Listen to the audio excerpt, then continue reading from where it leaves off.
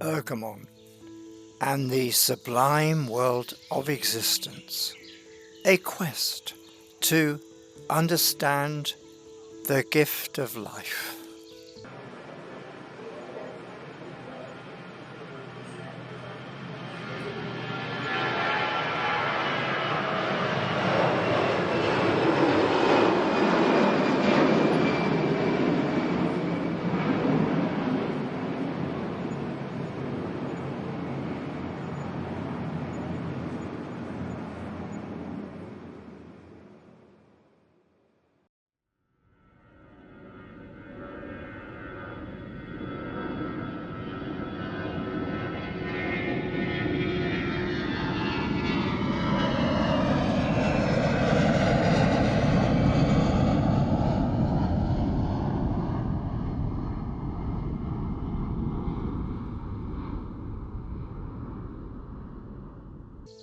In the beginning, and in the middle, and at the end, there is humanity. We become, we learn, we wander and discover, or discover and wander, and from that peak we exist, either happily or not, and then our time is over, and we rapidly or slowly sink back to the Mother Earth that gave us birth. Such is our journey, and it is always new despite its predictability. But to know is somehow to diminish, and understanding is no substitute for the excitement of discovery. Chapter 1: Pre-Birth, from the sowing of the winning seed. And Ergamon awoke and looked around. He saw nothing. It was too soon, and again he saw the arms of sleep. When the sun rose further, he woke again in a brighter light. He was part of the earth and could not turn his head. Was he alone? Why could he not rise? Was he bound down or just weak? To start, by looking around. He was not alone. Next to him was a form. It was nature. It was more. It was beauty. This was a reason to live. But how? Ergamon reached out to his fingers. They clutched at nothing, and yet reason told him form must be there. He sensed its reality of being. It was hard and had edges. There were the bonds that held him. They were soft and dissolved as he pulled at them. He was free. The awakening. Ergamon awoke.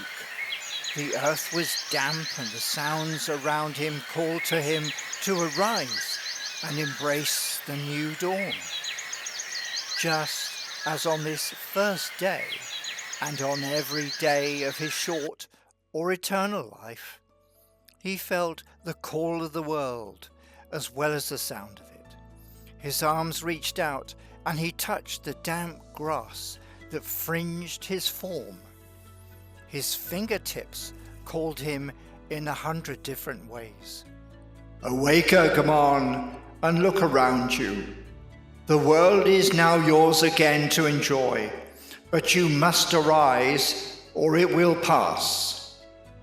On new legs, Ergamon stood. His eyes opened, forcing up the soil-covered lids, and the brightness of the dawn embraced him and said, "Greetings, Ergamon, to a new day. What would you like to do with your moments of time?" "I would like to see and understand, for all is new. I have never seen or heard. The pulse of life that has nurtured me is suddenly gone.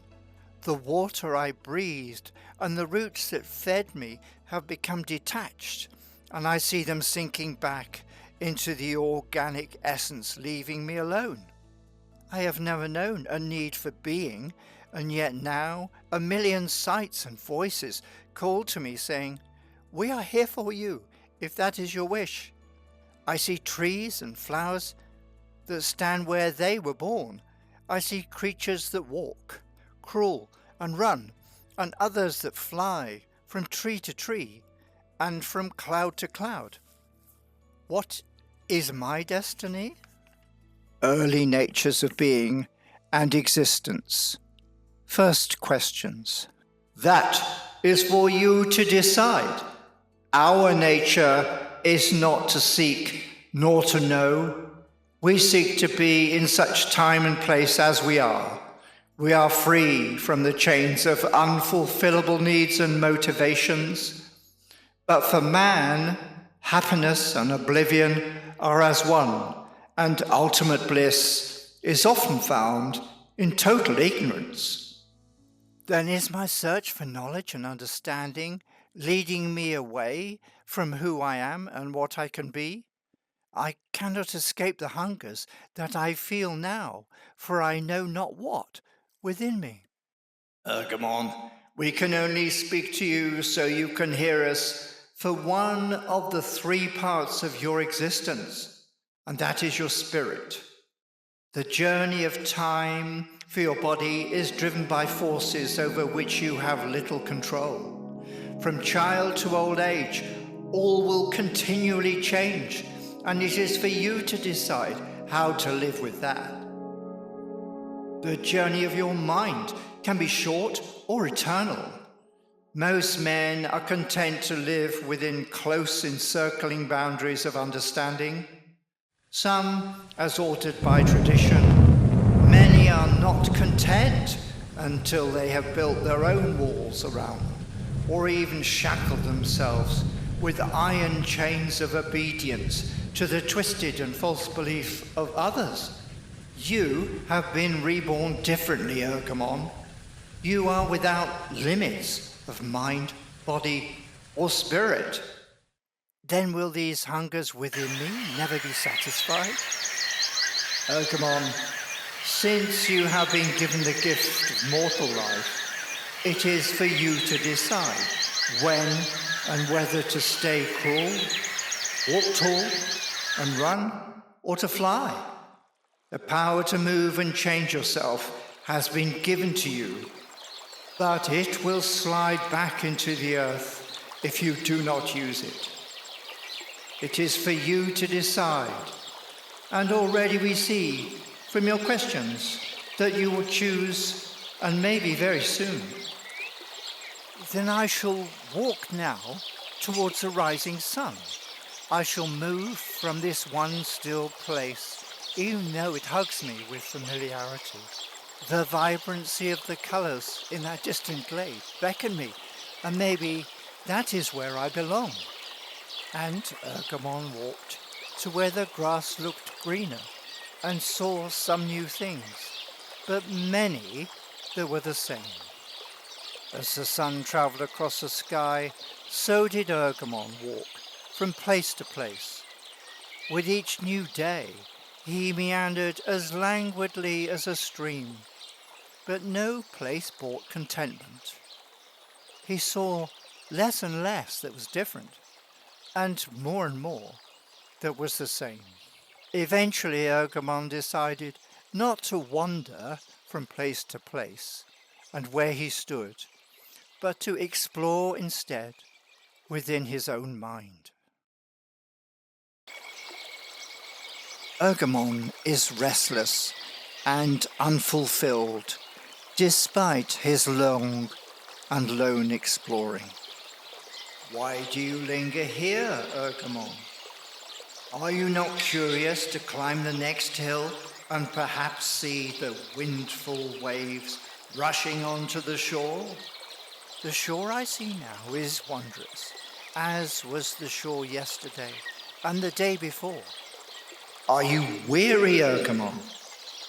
No, my life force is full.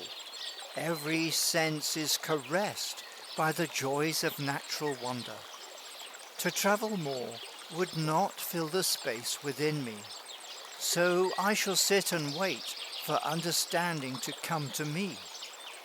We wish to help you, Ergamon. Do you have a question?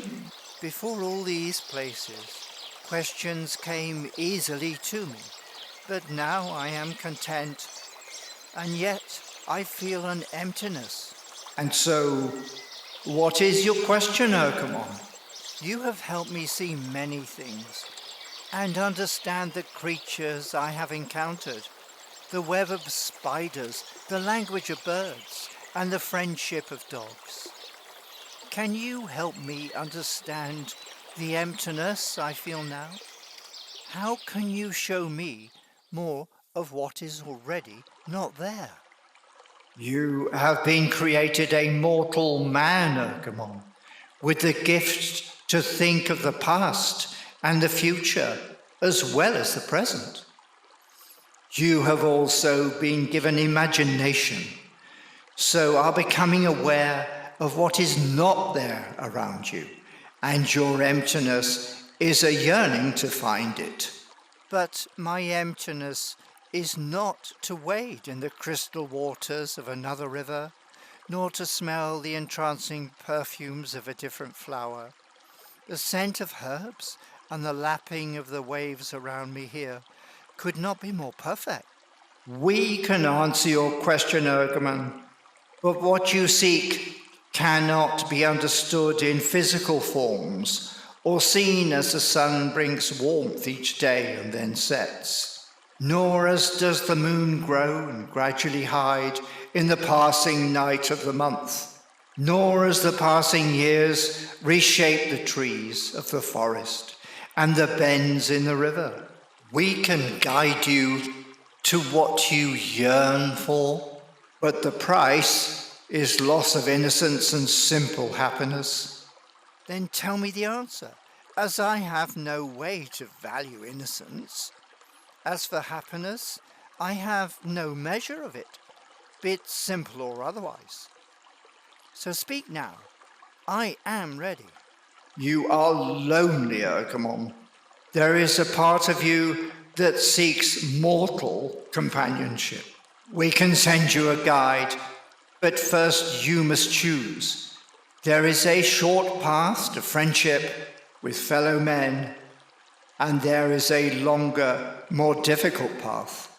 Tell me of that. I want to know all that there is.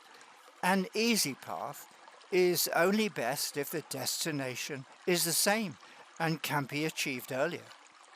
Ergamon, we seek to please you, but heed again, the second path is that of love. No man travels it without both pain and pleasure in equal measure. It is a path with no forgetting. Each step is a memory, and each memory a shaping. If you choose the path of love, you must also be your own guide. Will it fill my emptiness and yearning? These thoughts are for those who have not yet known love. For after the caress of love, everything before is as of nothing. Only sweet memory lives on, and pain and regret are its shadow. Then tell me that way, where must I go to find my guide to love? Follow the path by the sound of the rippling stream. Soon you will find a glittering glade, and in that place, by a crystal pool, you will see her. She has been told of you, the path of love, and meeting Erato. Ergamon strode on with eager tread, and just as foretold, he found the place. There, beneath the branches of a spreading tree, he perceived a creature with perfect form and golden hair. The animals of nature, who danced close by around her, scattered and hid as he approached. The spirit of the glade beckoned to him. "May I rest here with you?" asked Ergamon. And the dryad said, "I have no need for rest, and have been granted just half a century in your time. But we can share those moments if it is your greatest desire." "And is this your home?" asked Ergamon. "All places can be home for me, and in each life I create beauty. I can be here for you, Ergamon, if it pleases you. Your way can be my way, and you will know togetherness. Come, sit with me, see what is around us as I do. I can tell you of the hidden nature of light, of shape and form, and all the things that bring me pleasure." And Ergamon sat and listened, and in the dimming light the creature, who was also called a woman, said, "Come, lie next to me as the sun sets and feel my warmth. We can be one now, Ergamon. Our bodies can intertwine, and you will know a new pleasure that once known is always sought." And Ergamon lay beside and inside the woman and disappeared into the delight of the night. The first day of joining, Erato starts to give guidance. As the sun rose on a new day, he heard a sweeter and softer voice. "Awake, Ergamon! The golden globe from the east is chasing away the shadows, and such pleasure as you desire is ours for the living. Then we shall rest here. All my days I have risen and travelled and sought new things, yet with you lying beside me, I wish this moment and this peace to last forever. If time can be stopped, let it be here and now, with you, and in this place." And the woman gave a knowing smile and said, "Time is like a wheel. It turns, and the place where it touches the ground comes in a cycle, and the ground it touches has itself moved on for all material beings, be they animals, birds, or men. For some, the wheel turns fast, like the wings of a hummingbird. For other living things, the pace is slower, like the leech on the leaf. You are of human form, Ergamon. Your movement through time and the changes it brings takes you on a journey you cannot avoid. Then let us capture this moment in a memory and carry its tenderness in our hearts forever. I can shape an image of this moment for you, but it is for you to add to it your feelings in your heart. For now, enjoy what is here. Can you see the many colours on the spider's web as the dawn breaks?"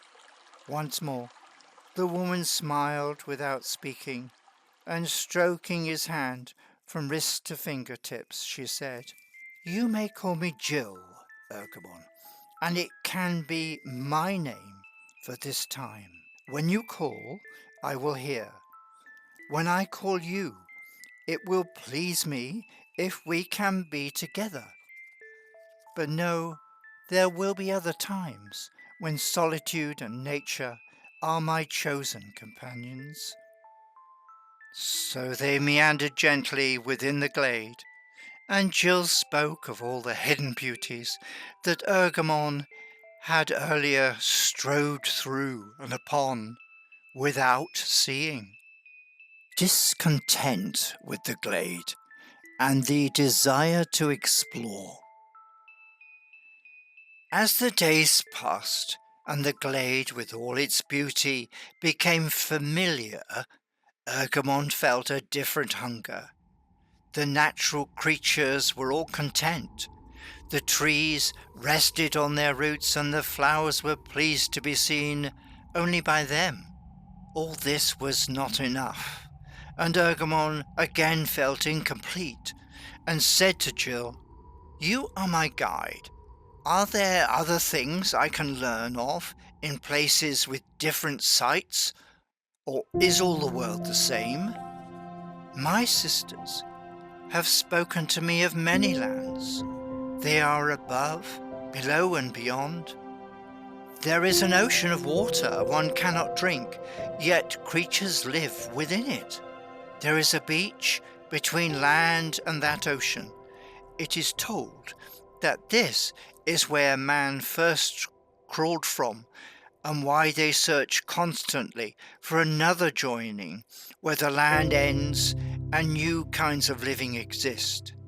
Is that why you cannot find a home that is enough for you, Ergamon? Ergamon's yearning for discovery was strong within him and drove him forward.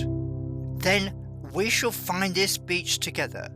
It will be an adventure, and even if the ways are new to both of us, it will be exciting.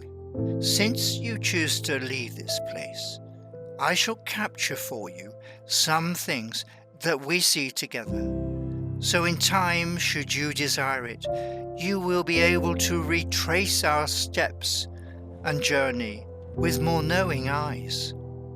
The trees sighed as they departed. The flowers opened and shone with brilliant colours in the hope of delay. Even as the sun rose, Ergamon's restlessness blinded him, and like a hunter, he followed the wind and the dust it carried. Ergamon followed the ever-growing and quickening streams and rivers until he saw a distant horizon where the sun darkened and yet glowed redder as it set. As he and Erato approached, he saw a different land where the materials of glade and forest were not present, but instead the ground was packed hard by the feet of countless creatures that swarmed and ran around in aimless ways. He felt fear for the first time and whispered to Erato, "What is this place? And that herd of creatures that look like us, but yet seem to scurry alone and together, without purpose, and are bounded by unseen barriers to their direction.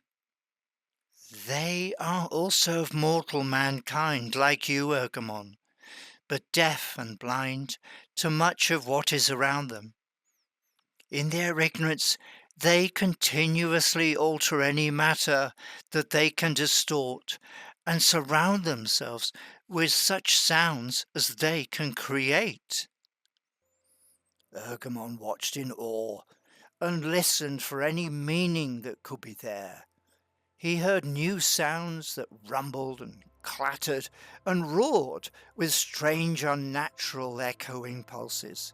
He saw those men moving with strange intentions and wondered if they might also be seeking and finding knowledge, but he knew not of what. "Let us rest here close by, but keep unseen. I sense here there may be a new beginning and more of what I seek. We shall use caution, as is the natural way of creatures that have learned that dangers are rarely seen at first glance. We shall build a shelter close by and observe those things that may bring us knowledge and the happiness within it." And so they lived, and Ergamon watched until, after only a short time, he said, "These men appear to do easy things in a difficult way. I think if I can speak with them and learn more of their desires, I can show them better ways. If that is your wish, Ergamon, then I will make clothes that have strength and dull colours, so that we can go and live amongst them." And so it was that Ergamon drew enjoyment from the tastes and sounds and creature comforts of mankind. By copying their ways, he easily joined the world of work and immersed himself in its folly and achievements. Erato stayed near and ready to be his guide, but Ergamon sought little from her other than companionship and caring for a man-made, graceless house. She accepted that true learning can be found through mistakes as well as guidance. The madness of the world of man may show Ergamon so many miseries that he would quickly find a more meaningful path. Rising status in the world of man. Each day, as the sun rose, Ergamon rushed to his place of work, where his fellow men toiled to reshape the materials of nature to make more things in the service of man. And as Ergamon worked, he purchased many things for their home. Erato also worked in her own way to add to its beauty. She made pictures for the walls and cast figures of nymphs and creatures of the forest made in copper to stand proudly in the garden. But they were not alive.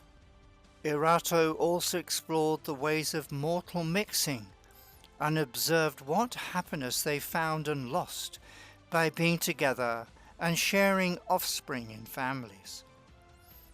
Each evening, long after the sun had set, Ergamon would return to Erato, for that was her real name, and tell her of his work. "Sigil, I have discovered new ways to do things, and they are pleased.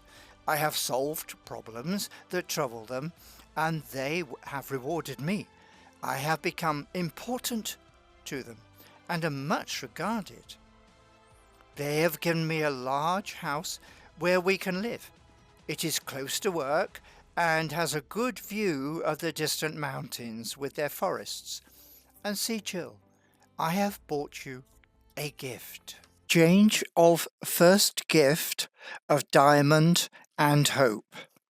Erato opened the offered stone-sized box, and inside was a smaller, clear and colourless stone with a transparent gaze and clasped tightly in a tiny golden claw.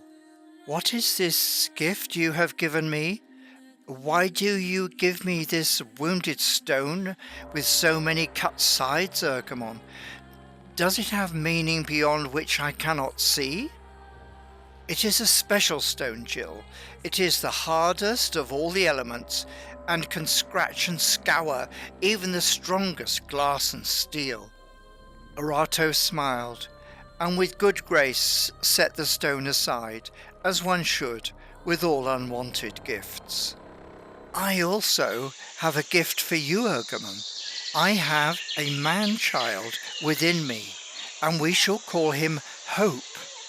And Ergamon had no words. His understanding was as lost as Jill's was for the value of his gift. "Is this child something you want, Jill? For I want nothing more than that you are happy." Erato sighed without answer, and taking the stone on the ring, she withdrew to a room where the setting sun could best be viewed.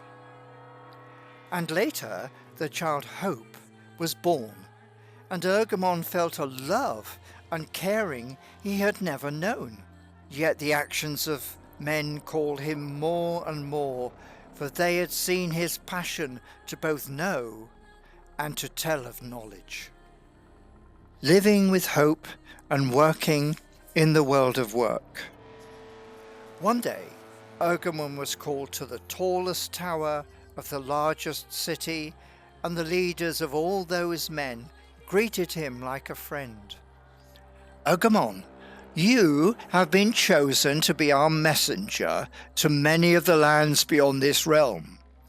Tell them of the wonders of our machines, of how the discoveries of new ways of making and growing can be shared with another."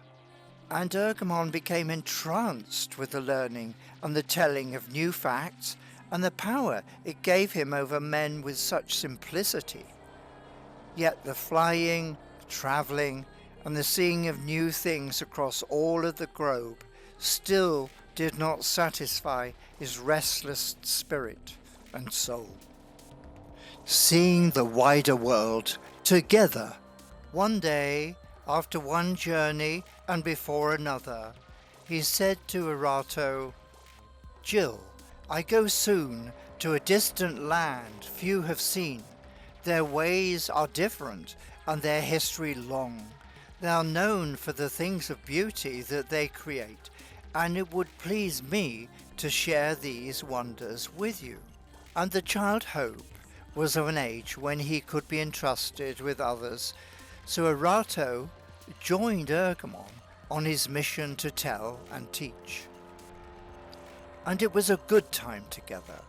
Whilst Ergamon spoke to men, Erato immersed herself into a new and different way of being. She saw beauty through the eyes of people who lived amongst high mountains and flowers and trees she had never seen. Her love for Ergamon grew, and they lay together in peace. Thereafter, each time he went to a new land, he persuaded Erato to come with him, for he had learned that skill and many others over peoples. Erato prefers her home to travel. Then one day, Ergamon came to Erato and said, "Come with me to a land where men dig bright copper from the ground. I have to help them dig more copper, yet without the loss of life and less destruction of nature that comes from such enterprise." And Erato said, "I have now seen many lands, those that are both hot and cold, wet and dry, and old and new.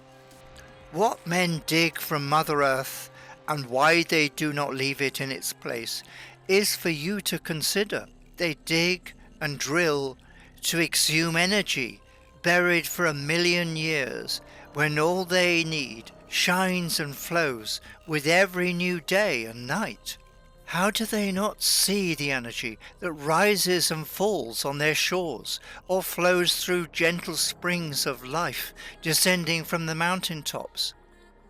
Why does man not spend their energy on activities for their own well-being, rather than arming themselves for a war that each fear? Do they not see their own fragility?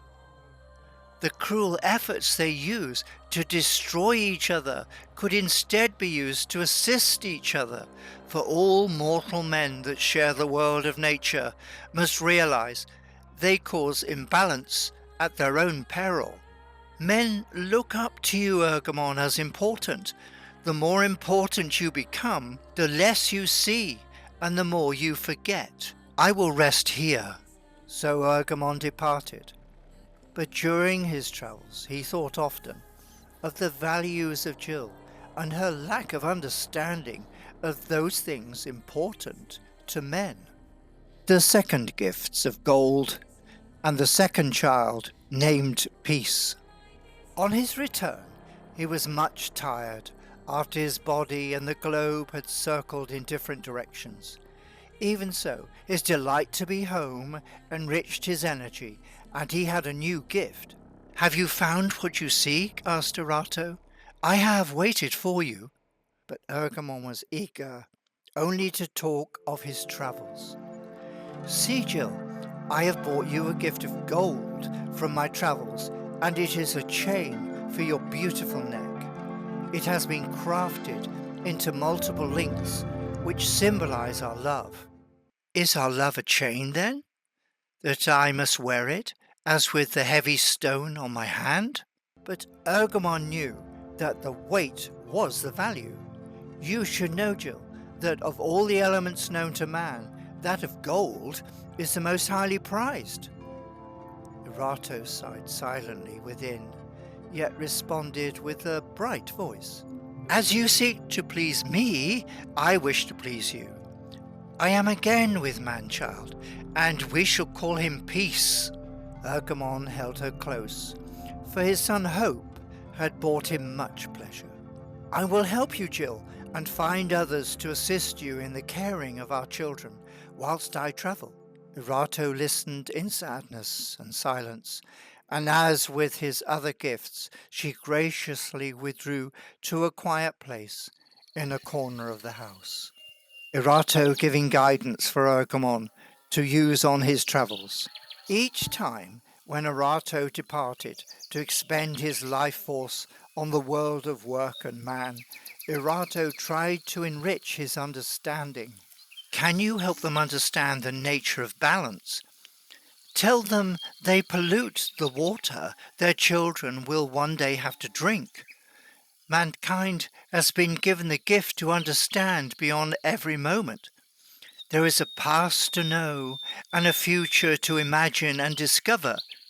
Yet they choose ignorance and ignorance of promise of each new day. Instead, they sacrifice their present and carry forward old hatreds and the destructive dreams of past people, long dead. They know in their hearts that their bodily time is advancing and inevitable. Change surrounds them, yet instead of being and seeking harmony and love, they compete. They seem personally driven to own and consume more and more of land and inert things. The parts of earthly matter which aid life are consumed, and for each generation there becomes less and less for them to share or fight over. Even the forests that make the air that man breathes and holds the secrets of cures for every ailment of the body, they choose to cut or burn. And Ergamon said, I have been guided to learn the wisdom of all you say. Yet it seems the destiny of man is that wisdom must die before the seeds of a different message can grow and gain strength. Can a new generation ever really see what is around them so they regain the gifts of vision to see not just the present but a future beyond their own lifetime? Their needs and illusions dominate their present. They do not want to hear and cannot be taught that by hoarding imaginary wealth they pass forward to children a bigger burden and their children's children. I will try again to tell them of such things, but they will guard their ignorance. Erato listened in sadness and silence, and as was her way, graciously withdrew to a quiet place in a corner of the house, where there was more light. The third child, kindness. But Erato knew that her time was destined, and thought again of how to help Ergamon with guidance towards a happier future. One morning she came to Ergamon saying, You have given me many things that you like. I now feel a third man-child within me, and his name will be Kindness. I hope he will please you as the thought of him pleases me. Yet Ergamon's pleasure was as one who has already eaten well and is now offered yet another nice dish. If that is your wish, Jill, then I will provide all you need, for I am nearly rich now and can easily give you enough food and shelter. When the third child came, he loved him as he loved the others, as he loved Jill, as he loved his beautiful house, and nearly as much as he loved his work for learning and telling, which for him was more demanding and important than personal indulgence. Erato must follow her destiny. And as time passed, the joyful spirit of Erato faded with his ignorance of her giving and Erato's value of material things. One night, as they lay in an even bigger bed, encrusted with gold, and in an even bigger house, Erato looked away from Ergamon and said, I must leave you tomorrow. There is one who needs me more. I have led and I have followed you. I have seen your progress and what you bring to those innocent and understanding places.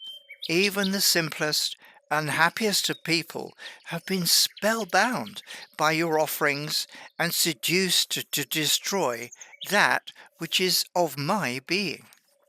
Our children are gifts you have never understood, just as all the other beauties and ways of seeing that I have tried to guide you towards.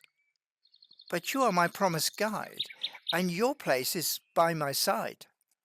Where you seek to go consumes my essence, and it is you who have already left me. I am already saddened beyond measure. I exist to bring comfort, pleasure, and beauty to those in need. You cannot own me, Ergamon, nor can you hold me down with stones and chains. I must be where I am needed and understood. And they spoke no more.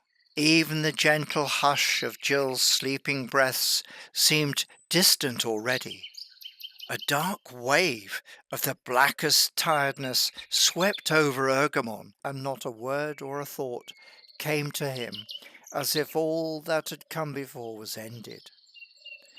As the seaside castles he had so laughingly built in play with his children, and the channels they had dug in the sand, all then had been levelled by the rising tides, and filled so each new sunlit day was an adventure swept clean for their pleasure. Now each new dawn may bring only sadness at his aloneness and loss. Before the next dawn, the guide from nature, which was the creature called woman, was gone. Ergamon's sleeping mind felt an anguish more than any other he had ever known. He listened, and sometimes faintly heard far distant singing, even sweeter than before. But the fleeting sounds were themselves mysterious. Deep or shallow, such things are beyond measure. Advice after Erato's first leaving. As the first dawn light started to brush the shadows of night away, and the children lay close by with the deep and restful sleep of innocence, Ergamon explored within his mind for the nearest place where he could think anew. He arose, and on a nearby, quiet, dew-covered hillside where the sky was clear and most of the imprint of man's progress was hidden, he wiped his tears and opened his being for true understanding. Is this the only end, then, that I am condemned to live henceforth locked in the misery of loss and regret? As he waited for a new understanding, thoughts slowly grew in his mind and got louder and stronger. You were told that the path of love is not easy. That which you seek to hold, you must give in equal measure. That which you do hold, you cannot own, but simply cherish for such time as it is within you. The tighter you seek to hold love, the faster it slips through your fingers. The harder you chase and grasp out, the faster love flees, because love is vulnerable and shy and comes only to those it trusts.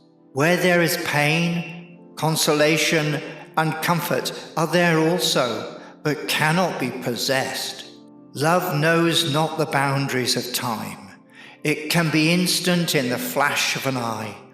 It can be eternal and live on, even in the hidden sounds of music and memory.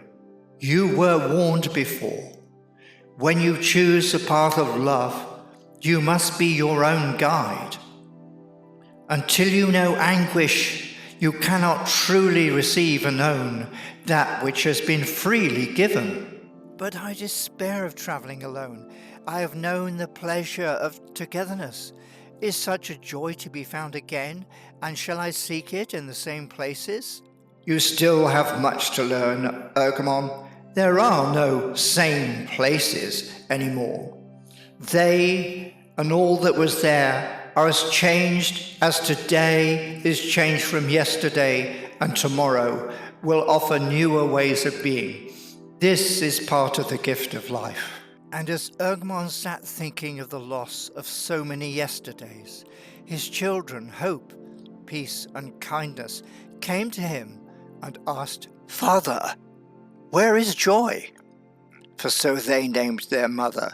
"We have searched, and the house is empty." And as the rising sun shines light into the darkest shadows, Ergamon saw that Jill had named them as to light torches for the darkness of his spirit.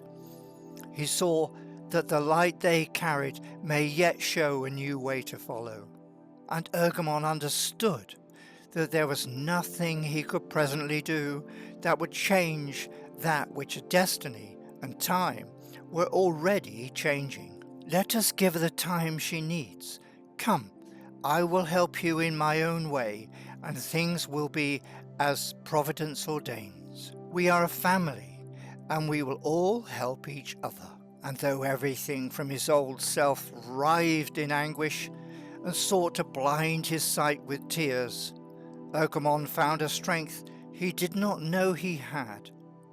He said to his children, "Let us eat and enjoy this day, for my time is yours, both now and forever."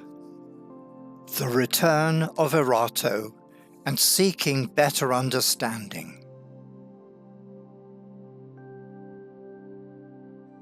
On the third day, a messenger came to him saying, "There is one who asks for your help.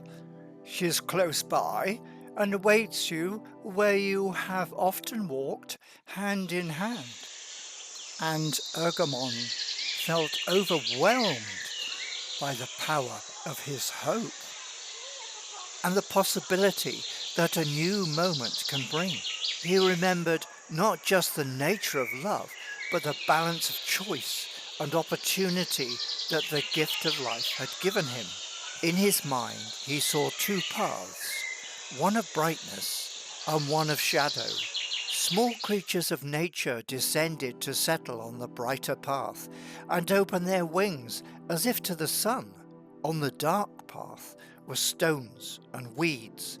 A host of hungry, urgent, angry human voices there beckoned him towards hatred and darkness.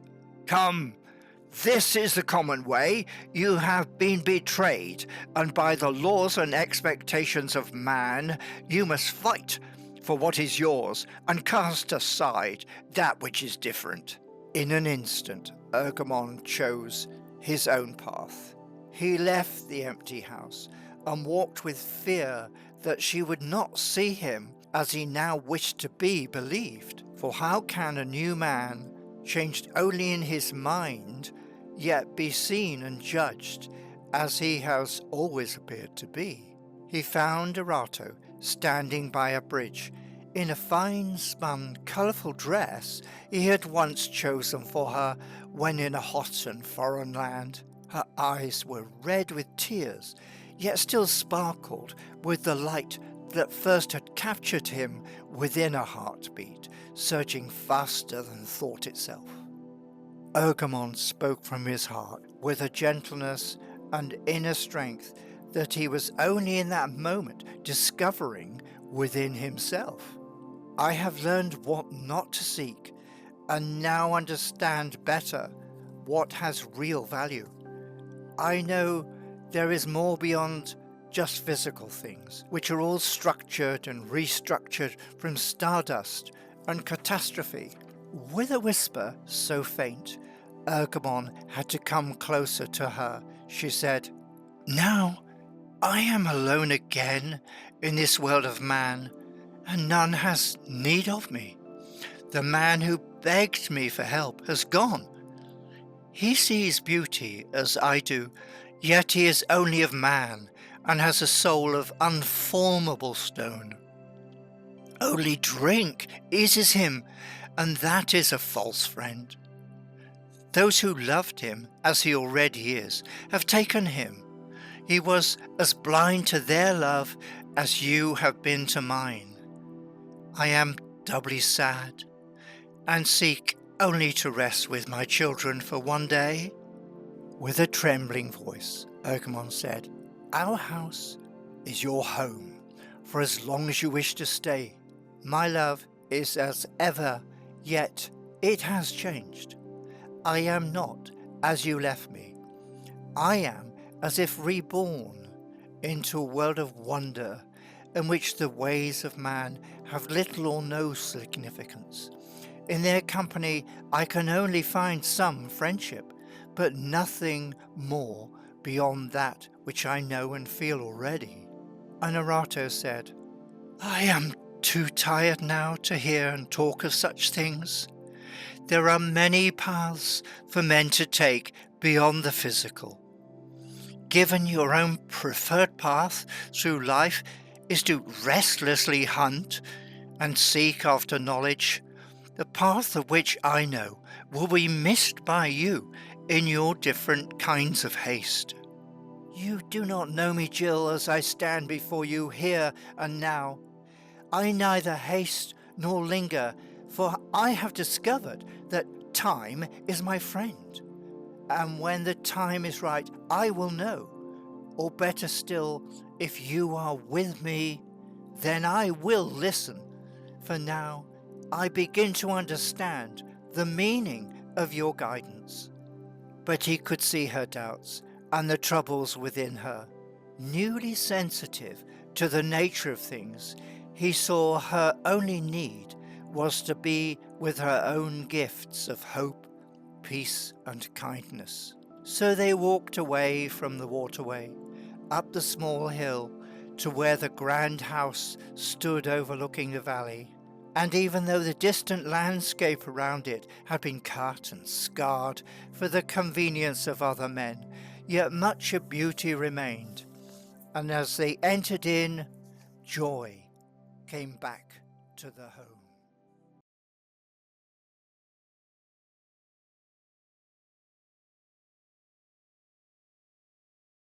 The passage of time and Arato weakening in her human body. Of Ergamon's new life I shall not tell, for it is only empty time that drags, and 20, 30, or 40 years of happiness can pass without note. Suffice to know that Ergamon awoke each day with Jill by his side. Together they experienced not only visual beauty, but music, scent, and taste, and new contentment in all its manifestations in their home and in the natural world.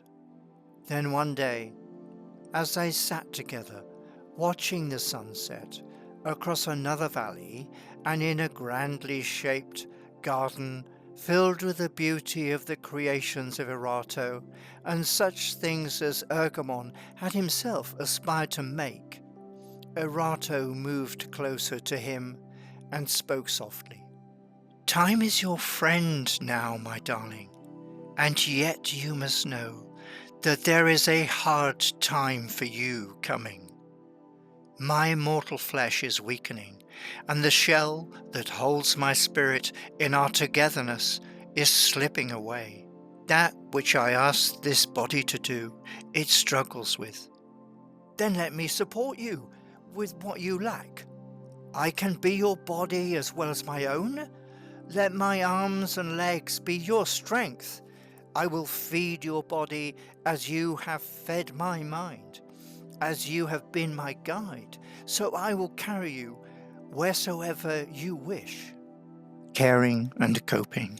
And Erato let it be so, until, as the moon circled the earth, and the earth circled the sun, she saw that even Ergamon himself grew weaker, and was fading into a place with no mortal returning. On a day of her choosing, she put on a dress of the lightest fabric and the brightest colours, and in their garden there was a place fashioned by nature and to Erato's pleasing. She said, "Let us go to our special glade." There they lay together on the warm grass until that evening the sun sank slowly into the silver-laced sea and the sky showed all its hidden colours. Erato whispered, "The time has come, and I can linger no longer. My sister Eurydice calls for my help. And Ergamon was distraught, for as those years that are happy can pass without counting, yet daring to think of an ending may bring it closer. You are a good man, Ergamon, and I leave you our 3 sons to comfort you, and such of my beauty that has survived the passing of the waves and the seasons. Then she stood and stepped lightly, with seemingly new strength, towards the whispering trees. And so said, her being in that time faded, and a white matter of mist enveloped her, so there was gradually no substance that Ergamon could embrace. As he wept, a sighing breeze caressed the glade, and the mist drifted to mingle with the glittering leaves until there was only the golden light of the setting sun. And the rustling leaves seemed themselves to say, "Remember me, Ergamon, remember me as you first saw me, and be happy. For my fate with you was a passing moment, and the beauty of the world is always around you, and it is my spirit. Never fear tears, Ergamon, they are the silent dewdrops of breaking chains. As your vision clears and your sobbing eases, you will begin to see what awaits you beyond and in the new day and every day thereafter." After Erato has gone back to her sisters, and Ergamon felt truly alone. Hope, peace, and kindness sought to comfort him, yet they knew of his solitary ways and waited nearby for him to fall asleep. As the next day slowly dawned, Ergamon remembered his emptiness and rebirth from a longing time before.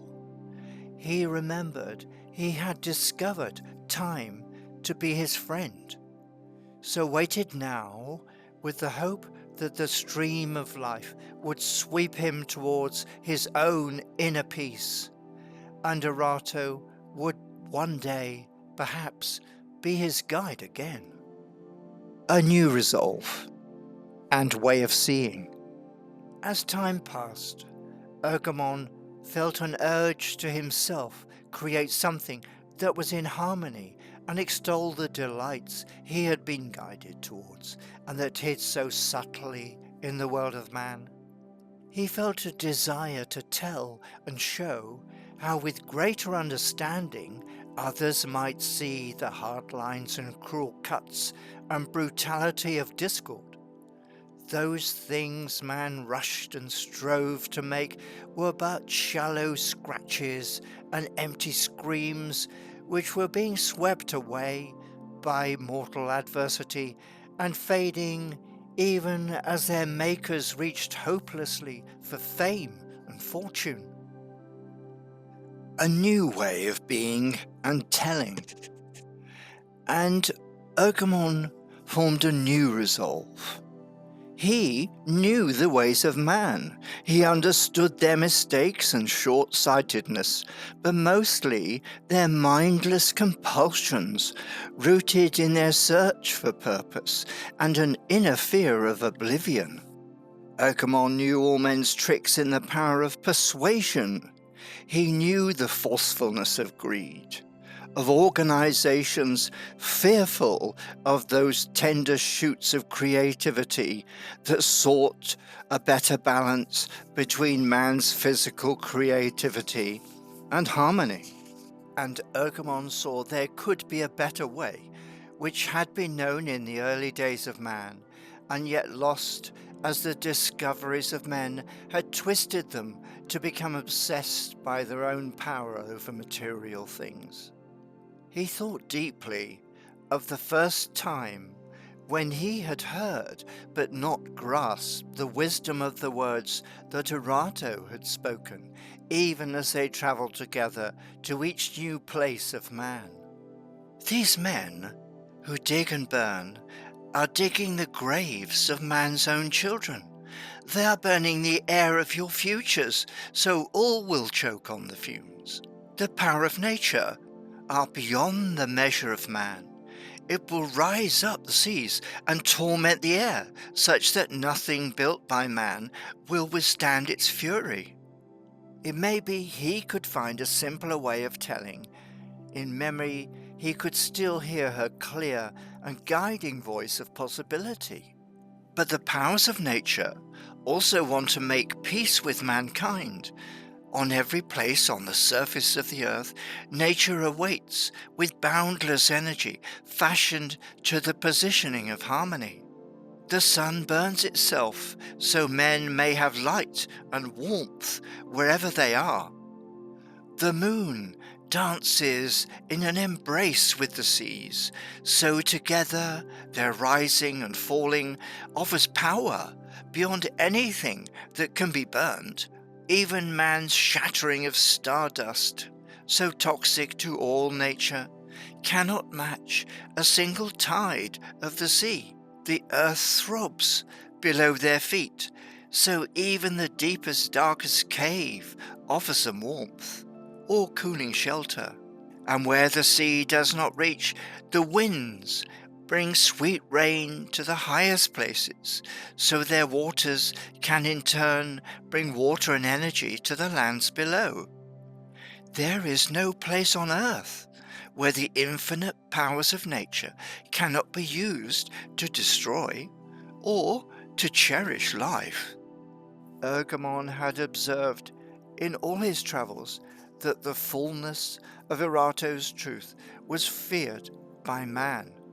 Such guidance lacked the power of urgent necessity for change, and man's ingenuity will be used to evade alteration of beliefs, even if they lead to disaster.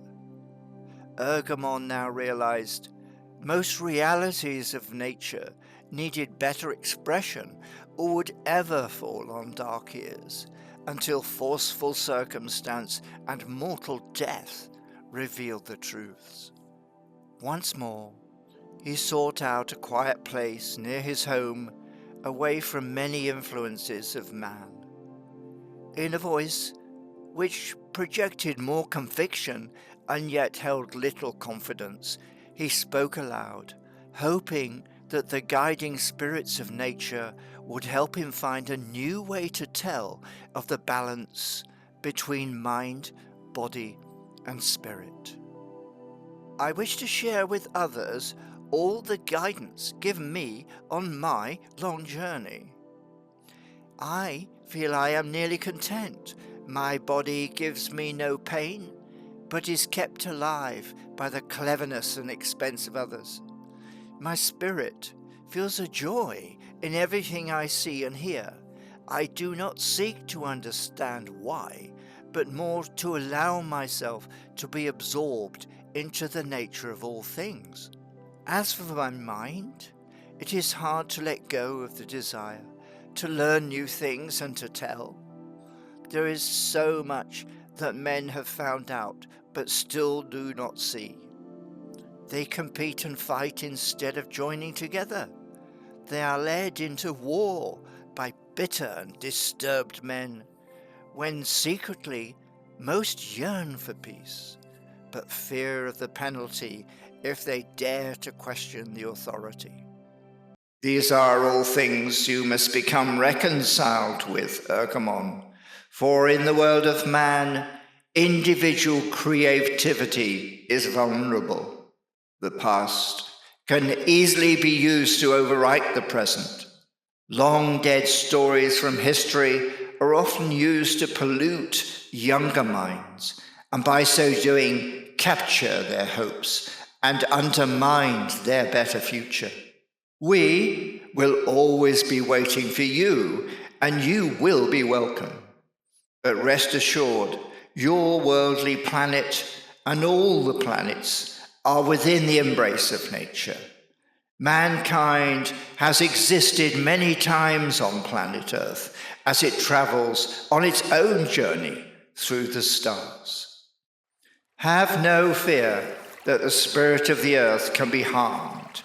because it is eternal. Think of the physical elements and things you valued, such as diamond and gold. They are born of catastrophe beyond the imagination of most men. Yet you gave them to Erato as tokens of love and were confused by her sadness. Truths can be known, and most have been told by others many times before and throughout man's history. There have been seasons when good times have been known and written about, but there are forces in each new generation when a few, seeing their own opportunity, conceal and distort nature until the lies they tell become perennial and corrupt the harvest of that generation. Wisdom is a burden you must carry alone, Ergamon, if you so wish, but nature will take its course. To find your own peace of mind, instead of endless searching, choose the right place and the right way to wait, telling only those who ask. Enjoy the adventure of each day as time passes, Ergamon. See how all is refreshed by nature, and each generation of man and their offspring travel on their own adventure, starting with wide-eyed pleasure from birth to such ending as is their destiny. If you are not yet ready to come to us, then live on until you so desire. Decide for yourself, Ergamon, and always use your gift of life with peace and love. As Ergamon waited and watched, the creatures of nature saw his stillness both within and without, and they trusted him. Every day with the rising of the dawn, Ergamon spoke silently to the rustling breezes as they brushed his sun-warmed skin and such spirits as may be around him. Tell my beloved chosen guide, I wait patiently and have one last question. And as each day and year passed, Ergamon attended to his body that it would still have enough mortal life and be well enough to wait. He attended equally to his thoughts and feelings as he sought the perfect place where Erato might come or be found. Then one day, an arrow-shaped bird settled on his shoulder and whispered so only he could hear. My kind travels the earth from sun to sun, and we follow the guides as they themselves search for those whose desire is for new beginnings. We and the wind have heard that there is a peace to be found in a far distant land. It is a place where, just as you yourself came from earth, Ergamon, the secretive turtles rise from the deepest seas. They entrust that place between land and sea to nurture the life of their own kind. Are you well enough to find and embark on such a journey? For there you may again find Erato. And with new purpose, Ergamon let his heart be his guide as he travelled the world and searched until at last he was sure he had found both a place and a season of fruitfulness. There, each day, he sat patiently and alone on a solitary rock woven through with glistening veins of colour.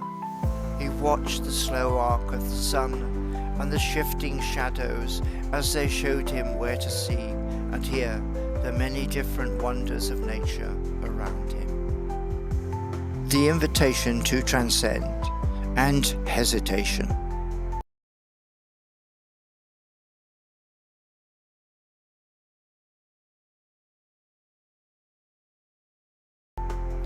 Time drifted peacefully on until one day, as the breezes danced and meandered listlessly through the trees, and the streams trickled joyfully over the sparkling stones resting in their beds, he heard a girl's soft voice, as if mingling with the water. She approached down a path he had not noticed before. She came close and sat next to him. Her voice was as heard in a dream. "Warmest greetings. Are you a chosen one that you wait in this place so patiently? What shall I call you? And what is your deepest desire?" "I am Ergamon, and you and I may have been before. My wish is that once more we can be together in a way where I now have better understanding." And she reached out and held his hand with a touch as gentle as a kissing murmur. "Do you hear the stream close by, Ergamon? And what is in it?" "It is a stream of life, and its rippling is the sweetest music. The birds around speak to me of their lives.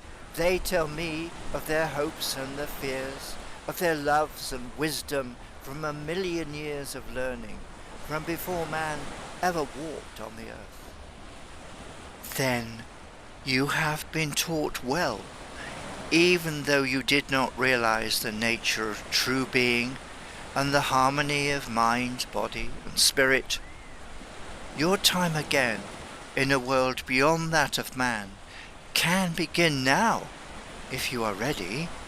And the warmth of her hand was in the sun-baked stone's waves. The perfume of her breath was carried in the air that rustled the leaves and swayed the scented grass around him. "I see you have an opened heart and needs that mortal life cannot fulfill. Would you like to come with me now to a new way of being, for I can guide you?" The sense of her was around him and within him, so that Ergamon's restless soul was drawn to be content. Just ahead, he could see a bright light drifting up a gentle slope into the dancing and embracing trees. Then, as he slowly stood to follow her, he heard a loud and brightly glad greeting of a watching bird calling from close to him. "Ergamon, I have often followed you on your travels to distant and warmer places. You have been kind to the creatures of nature wherever you have been. I watched as you learned much and received the precious gifts of hope, peace, and kindness. They and my kind are destined to stay in this world where man is still wild and confused.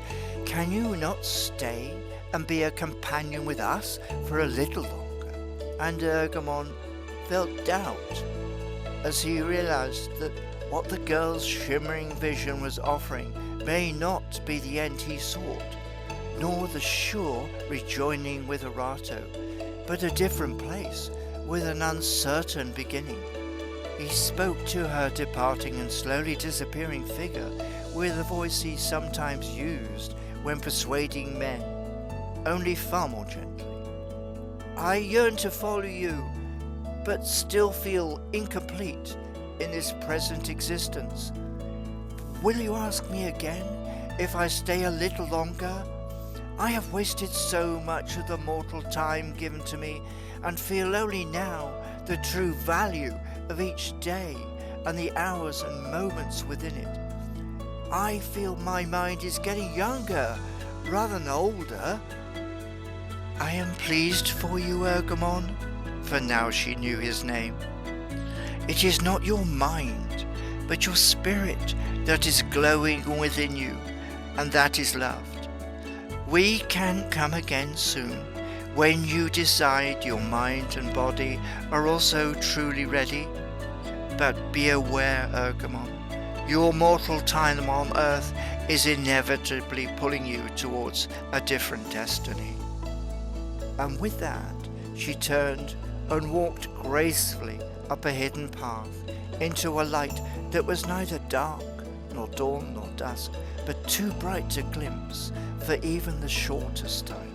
Ergamon stood unsteadily to his feet and walked slowly, yet with new purpose, along the path that led back towards the late evening world of man.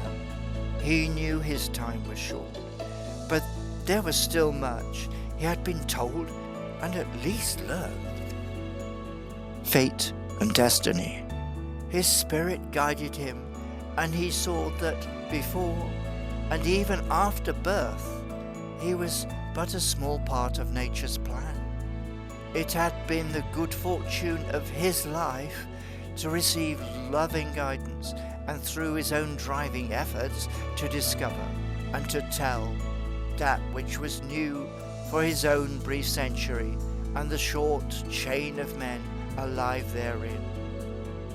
Maybe now he could pass the baton of wisdom to the next generation and create a new way of telling about the gift of life, so some mortals would discover enough hope, peace and kindness to hear and find their own ways to build a better future for humanity and all mankind. Such was his destiny for the short time that remained to him and the gift of life.